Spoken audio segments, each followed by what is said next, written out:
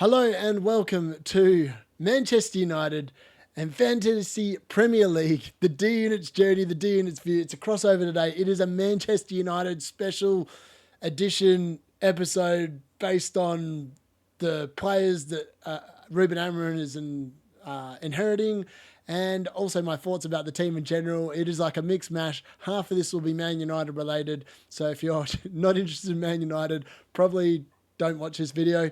But if you're here, I will be covering their fantasy assets in general as well. And it's going to be literally a 50-50 split. So bear with us. You can jump across. Hopefully it will sequence. You'll be able to see. I'm going to predict the starting lineup, I think, for Ipswich before we even hear from Ruben Amorim, who's going to be given his first press conference as Manchester United boss tomorrow, which is exciting and fantastic all in one.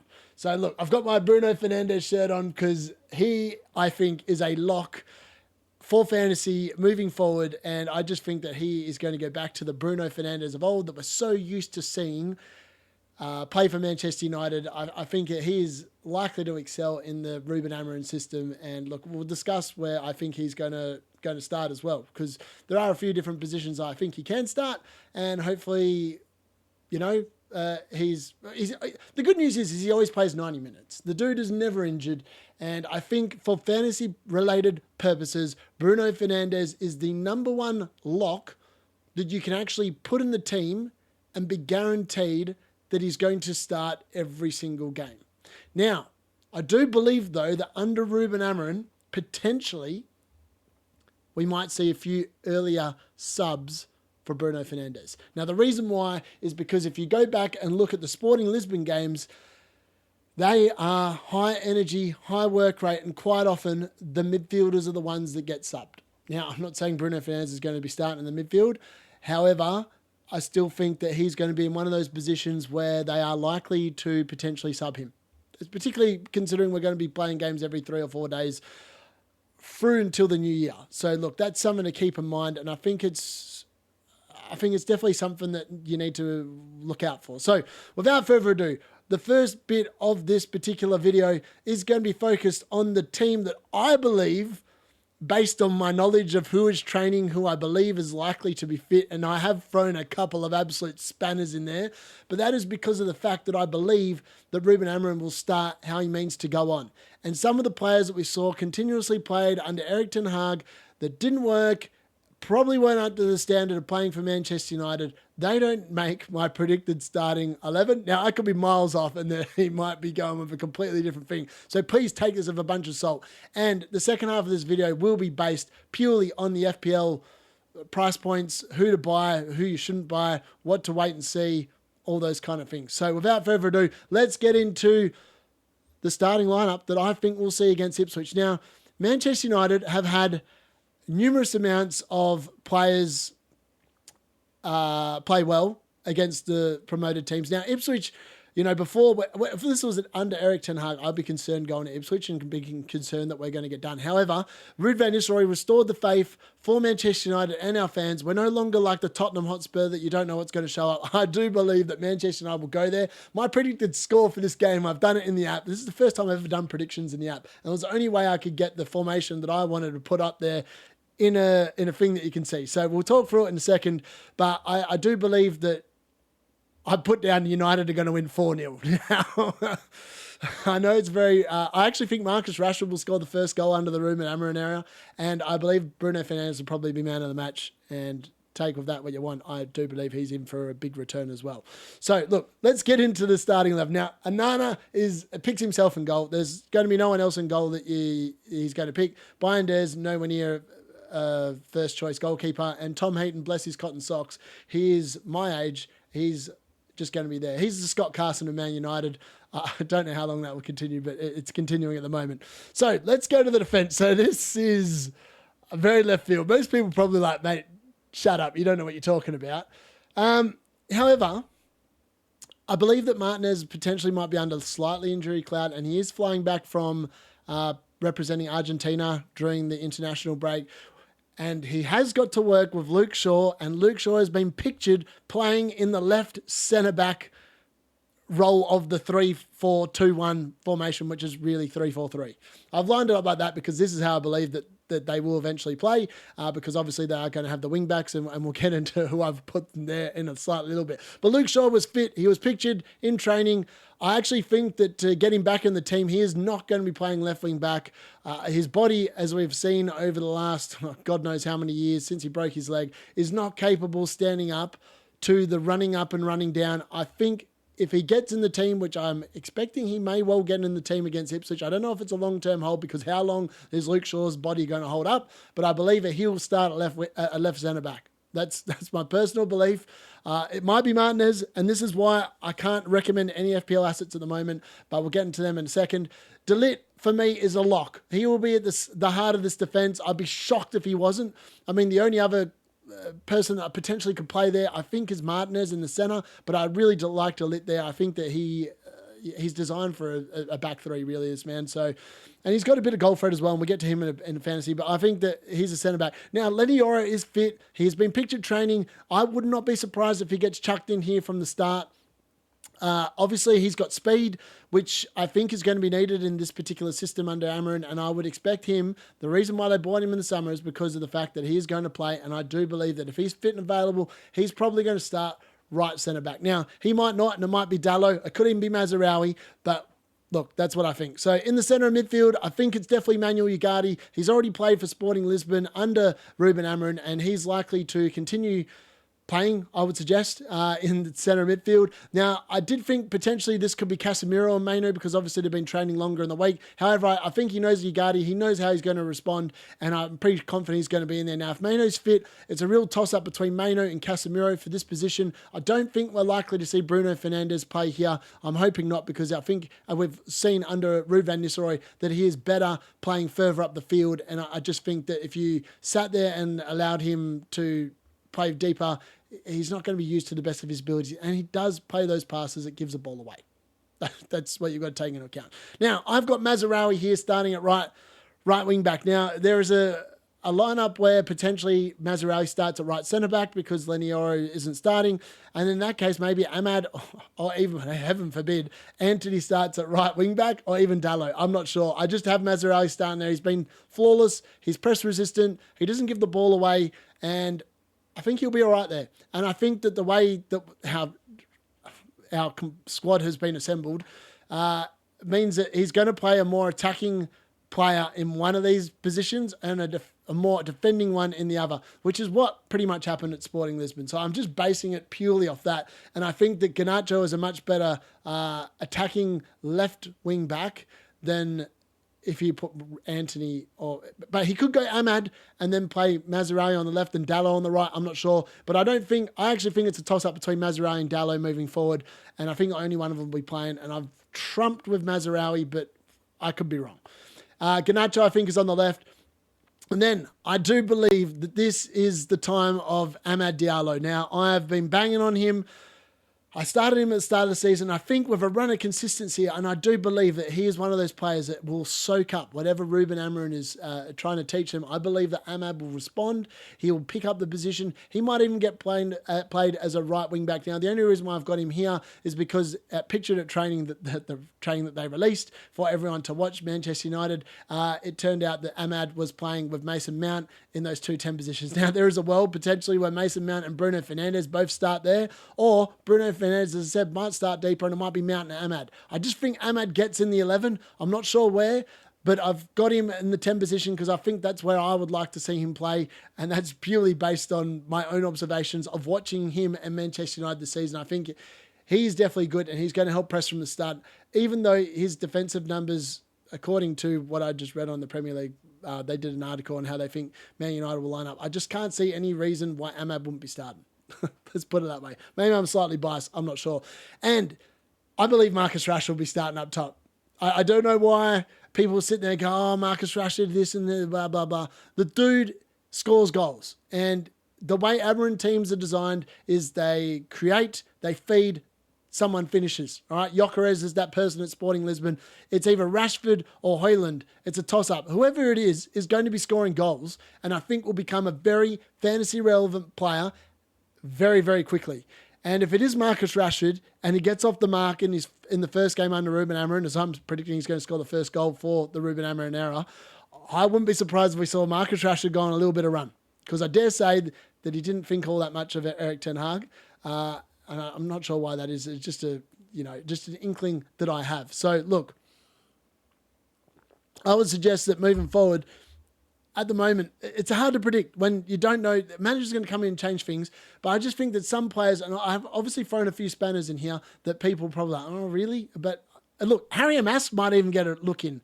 He loves promoting youth players, and a lot of the academy players under 18s and that have been training with the first team over this week with Amorim overseeing it with his coaches. And look, maybe he gets a look in, and I wouldn't be disappointed with that, because I actually think Harry Amass is probably made for the left wing back sort of position. He loves getting forward. He's got a good work rate. He's 18. He's easily teachable. All these things have to be taken into consideration. And yeah, look, so that is my lineup that I think potentially we'll go with. It'll be interesting to see how many of these I get right. I mean, I could be miles off, but like when I was looking at all the players, and look, pretty much everyone is fit. So that makes it harder. The only player that I'm aware of 100% is not fit is Harry Maguire. And other than that, Martinez rumoured potentially got a knock in the Argentina game. But other than that, I think everyone else is fit and available. So he's got a lot of players to pick from. I just think that we're likely to see something that looks a little bit like this. I can't see Anthony getting in there, even though people say make a great right wing back or a left wing back. I just don't know, man. That dude's been such a flop. I don't think there's any way back for him. So let's go into the fantasy related things now. So for everyone still following along and you're here for the fantasy, we're going to jump into the fantasy now. So I've still got the lineup there, and I've got the players here on the right. So Onana, he's 5.1 million rated as a goalkeeper. And look, he has kept quite a few clean sheets this season. He's kept 5 clean sheets. My bad. I've given him a discredit. I didn't count correctly. I missed the Southampton one. 5 clean sheets in 11 games. The dude has been playing well. He's actually the best rated goalkeeper in the game in terms of the points that he's made this season. Manchester United's fixture run, let's talk about that coming up in the Premier League. So it's not too bad. Now, people say that 14 to 16 is a bit of a rough period. And yes, they've got Arsenal away and Man City away. And then in game week 20, they've got Liverpool away. I mean, those are going to be hard fixtures. We're not going to be keeping clean sheets. I wouldn't have fought in any of those games. But I think we can score goals in each of those games. But Ipswich away, I expect us to score goals. Ipswich are attacking, but I just think that we'll punish them. I can see a shutout. Against Everton at home, I can definitely see a shutout. Everton just haven't been doing a hell of a lot. And like Dominic Calvert-Lewin, they might as well put the Dominics together. They both can't finish, especially the Calvert-Lewin from Everton. So I think that the clean sheets look good for the next 2 game weeks. Then you're probably, he's going to be getting saves. Let's put it that way. He's going to be getting saves. I don't think Arsenal or Man City are going to batter us. And I think at Nottingham Forest, I think we can probably keep a clean sheet home in 15 as well, even though it's showing as a 3 on the fixture difficulty rating. I really believe that Onana, and then obviously we've got Bournemouth at home, Wolves away. I can see clean sheets there as well. Newcastle at home, could be an interesting game. Liverpool away, and then obviously it opens up, and I think a lot of those games there, Southampton, Brighton, Fulham, Crystal Palace, I think they're all clean sheets, if I'm being brutally honest. I think we'll keep quite a few, and clean sheets have been hard to come by. I just think that he's lower priced than Raya and Allison. I just like it. I don't know why. I just like it. So look, Ballinger, Heaton, non-relevant. Now Dallo's up to 5.2 million. As you can see, he's currently sitting in my team. And look, it depends on who gets in the team. So it's really hard to recommend any Manchester United defender that isn't Matthias de Ligt at the moment. And the reason why is because I think he's a nailed-on starter. The rest, I think you just want to wait and see where they're going to be playing. Because, like, if one of Dallo or Mazraoui are playing in the right wing-back position, you want them in your team because they're going to be creating opportunities. There's a good chance they might get an assist. And obviously then they've got the potential of attacking returns as well as the potential of the clean sheet. So that's something to keep in mind. Now, Dallo's numbers this season, he's averaging 0.15 expected goal involvement per game. Now, that pretty much comes down to the Southampton game where he had the assist, and obviously the West Ham game where he had 0.53, where he somehow missed an open goal. So I just don't think Dalot's been playing that well, which makes me think that he is not going to be the one that gets in the team. And at 5.2, he is quite expensive. Now, Mazraoui, on the other hand, 4.6 million rated. He's going to save you 0.6. I think he's likely to get in the team as well. Now, his expected goal involvement per 90 is 0.12. So there's pretty much nothing in it, except one will cost you 0.6 less. And I think it's just a matter of waiting to see who is going to start, essentially. In terms of yellow cards, Mazraoui's only had the one yellow card. Dalot's had, I'm pretty sure, a couple more. But look, that's what I would say on that. Now, Matthias de Ligt, he's 5 million rated. He's owned by 5% of the comp. He's going to be starting. I would be shocked if he's not starting in this system. And I just think that, if he's starting in this system, I think he's good. And obviously his goal involvement or goal expected involvement per 90 is 0.13. That's obviously because he scored the goal against Southampton. And obviously he went close against Crystal Palace as well. And he is a threat from set pieces. So he does cost a bit more. You wouldn't mind benching him at 5 million. It's not like he's costing 6 and you feel obliged to play him. So none of the Man United defenders are like that. Now, Martinez, as I said, he's yellow flagged. If he's playing, then he's worth a look, I suppose. The only problem is that he is sitting on 4 yellow cards for the season, so he's 1 yellow card away. And at this particular time of the season, with people doing weird drafts and stuff, I don't think that's someone you want to go. Johnny Evans is obviously too old. Maguire's injured. Lindelof, he's 4.3. I just don't see him getting in the starting lineup. Malassi has obviously come back. He looks like he's fit. He's played for the under-21s. He's rated as 50% chance here. He probably will be on the bench. Luke Shaw, ditto. As I said, I did predict him in the starting lineup, Luke Shaw and Lenny Yoro. Now, Lenny Yoro, if he starts playing and he does get that right centre-back position, at 4.3 million, he is a great entrance into Manchester United's defence. I do believe we will see him playing. It might not be this week, but as soon as he's fit and available, he'll be 100% in the team. I actually think that potentially he might actually be the best defender that you can get once he is in the team.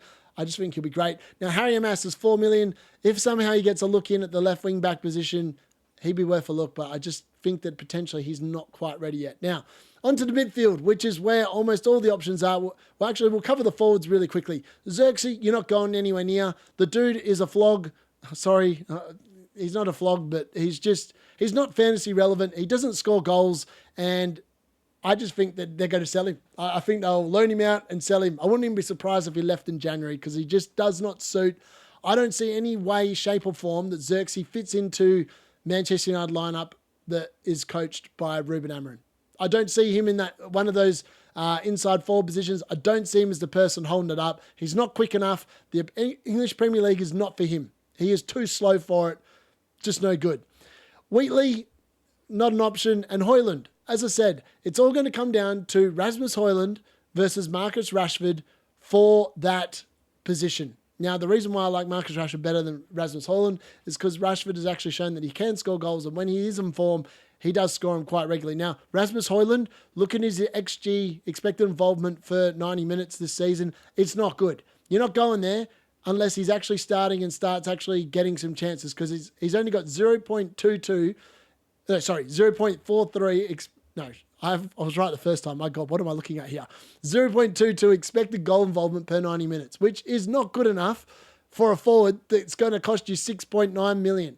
Now, I don't know why he's due to go up potentially within the next week up to 7 million. I don't know why anyone is actually buying him at the moment until you've seen the first game. You just can't buy either of these players. However, if one of them's starting, I think they're likely to start for a few games. So that's why my money is on Marcus Rashford getting that role. And if we have a look at Marcus Rashford's expected goal involvement per 90 minutes this season, it's not the best either. It's only slightly more. He's on 0.25 expected goals per 90 minutes, which again is not fabulous. Like, it's just, I don't know, it's not good. But I think that potentially if he's playing in that role up front, we'll see goals. Whoever it is, I think we'll see goals. So my money's on Marcus Rashford getting that role. If he does and he starts cooking, he's going to be a fantastic relevant option. And at 6.9 million, he's He's like one of them weird mid-price players that could really pop off. He could be a Brian and Burmo replacement, potentially, seeing how things go. Now, Bruno Fernandes, as I said before, he is the player that I believe you need. He actually outperformed his XG last game week. He only had an expected goal involvement of 0.41 against Leicester, but he had a goal and 2 assists. I mean, the dude was well overdue. His expected goal involvement per 90 minutes has been 0.58 this season to date. Now, I would expect that to increase with us playing better football. I mean, the stats say it for yourselves. You don't have to go back. We've been poor most of the season. He's had red cards as well, so that's obviously impacted on his points and output per 90 minutes. However, I think that the next 2 fixtures, Ipswich away and Everton at home, are too good to pass up from a Bruno Fernandes perspective. And the fact that the man is on penalties as well and is the captain, he's a lock in the team, and I just can't see any way that he doesn't perform well under a Ruben Amorim coach team.